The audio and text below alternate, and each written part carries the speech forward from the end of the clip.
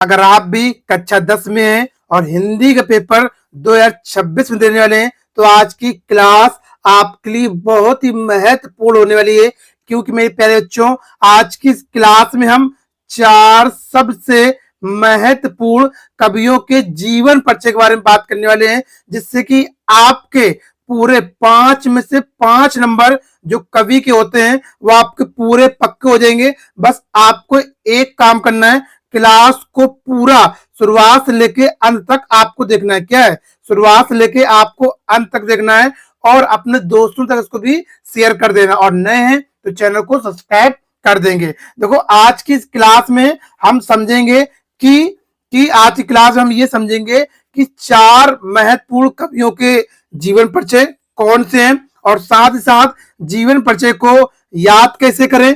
आपको बहुत बच्चों को ये दिक्कत होती होगी कि जीवन परिचय को सर जी कैसे याद करें, याद करते हैं भूल जाते हैं, याद करते हैं भूल जाते हैं। तो उसमें हम ऐसा तरीका बताने वाले हैं कि आपको ये हमेशा की हमेशा याद रहेगा। ठीक है, ये क्लास के अंत में आपको हम बताएंगे। बस क्लास को आप शुरुआत से लेके अंत तक देखना। और जीवन परिचय लिखने का सही तरीका क्या होता है, आप अगर जीवन परिचय लिख रहे हैं कॉपी में तो उसका सही तरीका क्या है जिससे आपको एग्जामिनर क्या पूरे 5 में 5 नंबर दे दें। उसके बाद जीवन परिचय एग्जाम की कॉपी पर कैसे लिखें।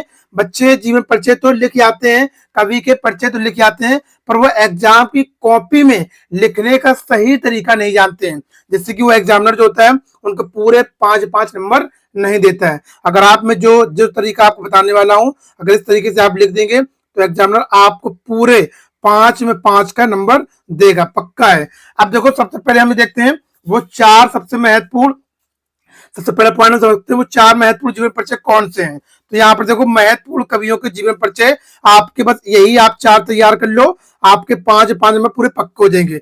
पहला नंबर क्या है, सूरदास को आप तैयार करो, उसके बाद तुलसीदास, उसके बाद महादेवी वर्मा और उसके बाद बिहारी लाल। ठीक है, सबसे पहले आपको ये 3 सबसे ज्यादा महत्वपूर्ण है, ये 3 सबसे ज्यादा महत्वपूर्ण शुरुआत के, उसके बाद बिहारी लाल को। बस आप अगर इतना तैयार कर लोगे तो आपके 5 नंबर कंफर्म हो जाएंगे। अब देखो यहाँ पर देखते हैं, अब आपके एग्जाम की कॉपी अगर पेपर जब आएगा तो वो कैसे आपके साथ पूछा जाएगा।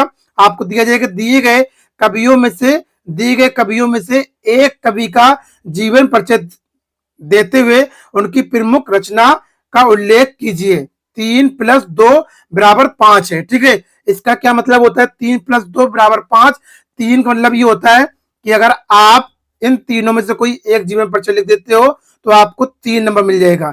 जीवन परिचय लिखने का 3 नंबर मिल जाएगा, और उनकी अगर आप प्रमुख रचनाएं लिख देते तो आपको 2 नंबर मिल जाएगा। 3 और 2 कितने हो गए आपके, 5 नंबर हो गए। ऐसे आपके 5 नंबर होंगे। अब आपके 3 क्या होंगे, कवि के जीवन परिचय पूछे जाएंगे, इसमें से आपको एक करना। जैसे पहला नंबर है सूरदास, तुलसीदास, महादेवी वर्मा, इन तीनों में से आप कोई भी एक कर सकते हो, पर हम आज की क्लास में सूरदास जी का जीवन परिचय देखेंगे कैसे हमें करना है। ठीक है, अब जीवन परिचय को याद कैसे करेंगे ये हम बाद में देखेंगे। इसमें ये देखते हैं जीवन परिचय लिखने का सही तरीका क्या है, एग्जाम की कॉपी में कैसे लिखेंगे ये देखेंगे। ठीक है, अब देखो जैसे मान लो क्या है, ये आपकी क्या एग्जाम की कॉपी एक पेज है। ठीक है, ये क्या ऐसे ये मान लो क्या ये कोई एक पेज है। ठीक है, पेज है। अब यहाँ पर ऊपर डाल देंगे प्रश्नोत्तर संख्या जो भी है, प्रश्नोत्तर संख्या कितनी है, प्रश्नोत्तर संख्या मान लो ये 5 का क्या है, 5 का खा है, ऐसे हमने डाल दिया। ठीक है, उसके बाद हम डालेंगे किसका जीवन परिचय लिख रहे हैं, हम सूरदास का लिख रहे हैं। किसका लिख रहे हैं, सूरदास का लिख रहे हैं, ऐसे हम लिख देंगे, सूरदास लिख देंगे। उसके बाद ये आपको फ्लो चार्ट बनाना है। क्या बनाना है, ये फ्लो चार्ट आपको ऐसे बना देना है, इसी के अंदर जितने भी पॉइंट होंगे फ्लो चार्ट आप ऐसे बना देंगे। ठीक है, उसके बाद फ्लो चार्ट जब बन जाएगा आप यहाँ पर डालेंगे क्या हेडिंग पर, क्या डालेंगे, जीवन परिचय। क्या डालेंगे, जीवन परिचय डालेंगे। क्या डालेंगे, जीवन परिचय। जीवन परिचय में फिर आप लिखेंगे बढ़िया बढ़िया, उसका जीवन परिचय लिख तो फिर लिख देंगे प्रमुख रचनाएं। इस तरीके से आप पूरा लिखेंगे, यही आपका एक फॉर्मेट है सही तरीके से। ठीक है, यही फॉर्मेट है। अगर आप इसको कहेंगे कि कॉपी में कैसे लिखें बोर्ड पर चली हुई, आप कमेंट कर देंगे तो हम बोर्ड वाली कॉपी लेकर आ जाएंगे, उसमें बता देंगे। ठीक है, मैंने इतना ओवर बता दिया है। अब इसको देखते हैं कि सूरदास जीवन का परिचय कैसे हमें लिखना है कवि का। तो ये हेडिंग डालना है सूरदास। अब ये आपको फ्लो चार्ट बनाना है। फ्लो चार्ट में क्या लिखना है, सबसे पहले जन्म स्थान, पिता का नाम, माता का नाम, मृत्यु, और उसके बाद है प्रमुख रचनाएं। 1 2 3 4 5 6, ये 6 पॉइंट आपको बनाना है। जन्म कब हुआ था सूरदास का? सन 1478 ईस्वी में हुआ भैया। कब हुआ? सन 1478 ईस्वी। मेरे साथ साथ कहते भी जाएंगे और नोट भी करते हुए जाएंगे। जन्म स्थान क्या? उत्तर प्रदेश के धुनकता ग्राम में हुआ था इनका। पिता का नाम क्या था? रामदास था। माता का नाम जमुना था। मृत्यु सन 1583 ईस्वी में हुई थी। ठीक है। और प्रमुख रचना क्या है इनकी? सूर सागर, शहद लहरी और सूर सरावली, ये इनकी 3 प्रमुख रचनाएं हैं। ये आप लिख देंगे। अब उसके बाद आप पेज पलटेंगे, क्या करेंगे? अब उसी के नीचे आप लिखेंगे क्या? हेडिंग डालेंगे क्या? जीवन परिचय। जीवन परिचय हेडिंग डाल देंगे और लिखना चालू करेंगे। हिंदी साहित्य के महान कवि सूरदास जी का जन्म सन 1478 ईस्वी में। हम ऐसे भी लिख सकते हैं सूरदास जी का जन्म 1478 ईस्वी में, पर हमने देखो अच्छा बनाने के लिए यहाँ पर ऐसे लिखा है। जैसे कि आपको एग्जामिनर जब लोगों से कुछ हट कर लिखोगे और हट कर कुछ करोगे तो एग्जामिनर भी आपको ज्यादा मार्क्स देगा। तो इसको ऐसे यही भाषा में आपको लिखना और इतना ही लिखना है। ज्यादा आपको लिखने की कोई आवश्यकता नहीं है कि आप ज्यादा लिख दो, नहीं, इतना कम है, यही है। क्योंकि आपको वहां पर एग्जाम की कॉपी में 1 से 1.5 पेज में आपको जीवन परिचय लिखना पड़ता है। कितने? 1 से 1.5 पेज में। बस 1 से 1.5 पेज में नहीं लिखना, 1 से 1.5 पेज से ज्यादा नहीं लिखना है। और ये कंटेंट जो है वो 1 से 1.5 पेज का ही है, आप लिख के देख सकते हैं। ठीक है। हिंदी साहित्य के महान कवि सूरदास जी का जन्म सन 1478 ईस्वी में उत्तर प्रदेश के नुनकता ग्राम में हुआ था। इनका जन्म ब्राह्मण परिवार में हुआ था। ठीक है। इनका जन्म जो था ब्राह्मण परिवार में हुआ था। इनके पिता का नाम रामदास था। इनकी माता का नाम जमुना था। देखो मैंने ब्लू पेन से क्या इनको हाईलाइट किया है। ऐसे आप हाईलाइट कर देंगे तो वहां एग्जामिनर को अच्छा रहेगा।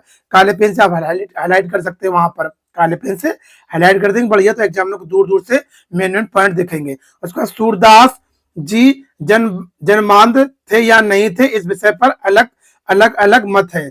यानी जन्मांध क्या होता है? जन्म से अंधे होना। सूरदास जी जन्म से अंधे थे या नहीं थे, ऐसा लोग अलग अलग कहते थे। कोई कहता था कि सूरदास जी थे वो जन्म से अंधे थे, कोई कहता था सूरदास जी जन्म से अंधे नहीं थे, यानी अलग अलग उनके वोटिंग मत थे। ठीक है। उसके बाद ऐसा माना जाता है कि सूरदास जी को स्कूली शिक्षा का ज्ञान नहीं था। सूरदास जी को स्कूली शिक्षा का ज्ञान नहीं था। उसके बाद सूरदास जी ने 12 साल की उम्र में अपना घर छोड़ दिया था। उसके बाद और कृष्ण जन्मभूमि वृंदावन चले गए थे। 12 साल में उन्होंने घर को छोड़ दिया और वृंदावन चले गए थे। सूरदास जी वल्लभाचार्य के शिष्य थे। ठीक है। वल्लभ आचार्य के, वल्लभ जो थे वल्लभ भाई आचार्य के वो शिष्य थे। पुष्टि मार्ग में दीक्षित होने के उपरांत सूर ने विनय के पद गाने के स्थान पर कृष्ण जी की बाल लीलाओं का हृदय स्पर्शी वर्णन किया। यानी कि वो गाना गाने लगे थे और क्या? कृष्ण की बाल लीलाओं का वो वहां पर गाना गाते थे। उसके बाद हिंदी भक्त कवियों के शिरोमणि कहलाने वाले सूरदास जी का निधन लगभग 1583 ईस्वी में हुआ। ठीक है। ये इतना, अब ऐसे इतना लिख दिया। अब इसको 2 बार अगर छूट गया तो रोक के वीडियो को लिख ले, ये स्क्रीनशॉट ले ले। अब हेडिंग डालेंगे प्रमुख रचनाएं क्या है, ऐसे लिखेंगे। किसी की आपको प्रमुख रचनाएं लिखना तो लिखेंगे सूरदास जी की रचनाएं निम्नलिखित है। आपको सूरदास जी की लिखना है, उनकी लिखना है क्या? आचार्य रामचंद्र शुक्ल की प्रमुख रचनाएं। जिसकी भी लिखना है उसका नाम लिख देंगे और उनकी प्रमुख रचनाएं लिख देंगे। रचनाएं वैसे आपको वहां पर एक लिखना पड़ती है, पर 1 2 3 लिख देंगे तो कोई दिक्कत नहीं है। तो पहली हो जाएगी सूर सागर, दूसरी हो जाएगी शहद लहरी और तीसरी हो जाएगी सूर क्या हो जाएगी? सूर सरावली हो जाएगी। ठीक है। इस तरीके से आपको 3 रचना होगी। अगर आप ऐसा पूरा लिख दोगे तो आपको 5 नंबर पूरा मिल जाएगा। अब बात आती है सर जी इसको याद करने का सही तरीका क्या है? जीवन परिचय को याद कैसे करें? तो देखो जीवन परिचय को याद कैसे करना है। मान लो आपको क्या करना है, एक पेज ले लेना है। ठीक है। और एक पेज में एक चार्ट बना लेना है। क्या कर लेना है? एक चार्ट बना लेना है। चार्ट में क्या करना है आपको? चार्ट बना लेना है। ठीक है। चार्ट बना लेना है। ऐसे चार्ट आप बना लेंगे। मान लो मैंने क्या कर लिया, ऐसे कोई एक चार्ट बना लिया। ठीक है। उस चार्ट में क्या करेंगे, इसके ये जो पॉइंट है भाई, जो मेन पॉइंट होते हैं वो यही होते हैं। क्या है ये? जैसे एक में क्या लिख दिया हमने, यहाँ पर लिख देंगे नाम लिख देंगे। ठीक है। नाम। और यहाँ पर क्या लिख देंगे? यहाँ पर लिख देंगे जन्म लिख देंगे। उसके बाद जन्म स्थान। उसके बाद पिता का नाम। उसके बाद माता का नाम। उसके बाद इनकी मृत्यु मृत्यु, उसके बाद क्या है, प्रमुख प्रमुख रचनाएं, प्रमुख रचनाएं। ऐसे आपने एक फ्लो चार्ट बना लिया, ठीक है। अब क्या करेंगे, इनके सभी के नाम क्या, जैसे हमें सूरदास का लिखना है, ठीक है, सूरदास, सूरदास का हो गया। उसके बाद हमें यहाँ पर हम तुलसीदास लिख देंगे, तुलसीदास का लिख देंगे, महादेवी वर्मा का लिख देंगे, और कवियों में से कवियों में आचार्य रामचंद्र शुक्ल का लिख देंगे। उसके बाद सब में लिख देंगे जन्म, सन, सूरदास की जन्म क्या हुआ, सन 1478 ईस्वी जन्म। इसका जन्म स्थान लिख देंगे, पिता का नाम यहीं पे लिख देंगे ऐसे, पिता का नाम, माता का नाम, और प्रमुख रचना ऐसे लिख देंगे। और फ्लो चार्ट ऐसी तुलसीदास जी का लिख देंगे, और फ्लो ऐसे सबका, यानी 4 ये हो गए और 3 कवि परिचय हो गए। तो ये 7 पूरा आप फ्लो चार्ट बना के एक जहां पर आप पढ़ाई करते हैं वहां पर इसको सामने चिपका देंगे, और सुबह शाम, सुबह जैसे उठे तब याद कर लिया, शाम को सोते समय याद कर लिया। ऐसे आप याद करते रहेंगे तो ये आपको ये सारे सनन सब कुछ याद हो जाएंगे। सही तरीका ये है आपका याद करने का, ठीक है। ऐसे आप ये याद कर सकते हो अच्छे तरीके से। तो आई होप ये पूरा वीडियो आपको अच्छा लगा होगा। अगर अच्छा लगा है तो इसको लाइक करें, चैनल सब्सक्राइब करें, अपने दोस्तों को जरूर शेयर करें। फिर मिलते हैं आपको नेक्स्ट वीडियो में तुलसीदास का जो कवि का जीवन परिचय इसके साथ।